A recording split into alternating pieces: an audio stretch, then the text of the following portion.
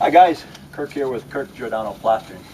Today what I want to point out is, see this straight saw cut? That's pretty straight. However, the wire's left on it. A lot of people ask me, can we just do a straight cut and then break it out with a hammer, chisel, electric, or air? And usually I'll say we need a jagged edge. Now this fella here, he was on the ball. He cut this out with a saw. Then he used an air tool to break it out, and he left the wire still attached. Now, this is actually ground down a wee bit too, and that's good. I'm going to show you how we do this. Now generally, the city is going to come and inspect this. Now notice his new paper is over the existing paper, 2 layers, that's okay. But I'm here, I like to add another layer, that way when the city inspector comes, he'll see that it's done with, he won't have to guess. I mean, there's 2 layers here, but the city inspector may not know that. So what I do is I just take some pieces here, I fish these in, and a fellow was asking me, how do you fish that stuff in? You just go back and forth. Eventually it's going to hit a nail or a screw. You get it in like so. Okay, I'm going to give it another piece of paper, and I'm going to continue with that process right there. Oh, okay, you see how we fish that in there? Eventually it hits a nail or a screw. When it does, we stop. There's 2 more layers right there. And the same applies all the way around.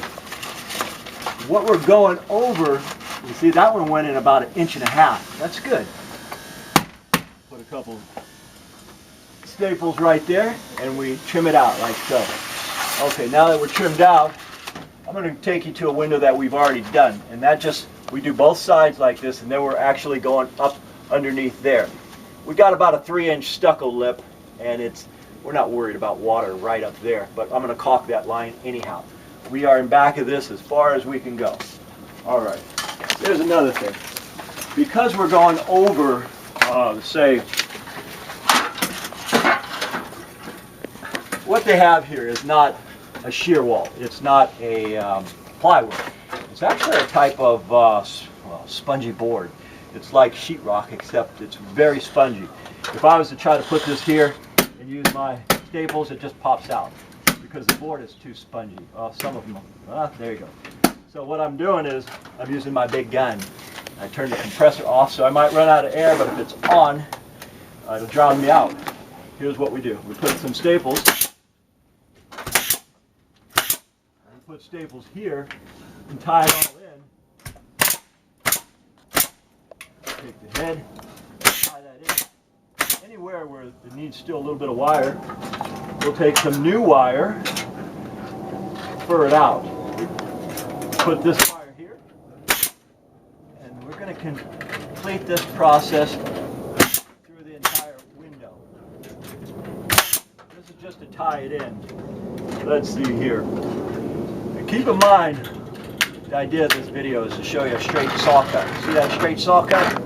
When I come to actually do the cement work, I'm going to take some weldcrete. Weldcrete is a bonding agent. It's used mainly concrete to concrete, but we could also use it to apply it in joints like this where it'll work pretty good. It's not as good as a jagged edge, but at least we have the wire here. When you have the wire tie into the existing wire, you're less likely to get a hairline crack.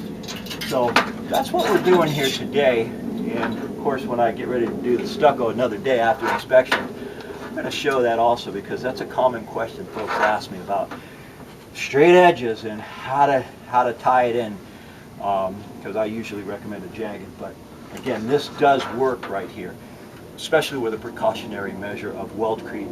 And I take the water hose and I get all this dust off, a lot of dust right now.